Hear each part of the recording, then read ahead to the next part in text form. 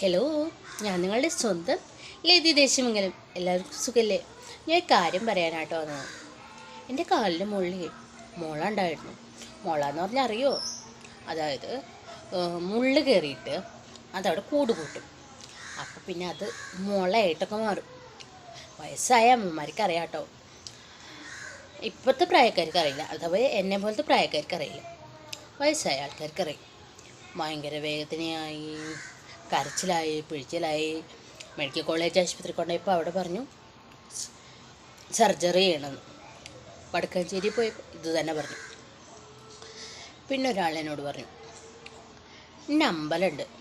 ഏതാ അമ്പലം? ഇരുനിലങ്കോട് പോയി കഴിഞ്ഞാൽ അവിടെ പപ്പടം ചവിട്ടുന്ന ഒരു വഴിപാടുണ്ട്, അത് ചെയ്ത് നോക്കാൻ പറയും. ഭയങ്കരമായിട്ട് നിശേഷമായിട്ട് മാറി.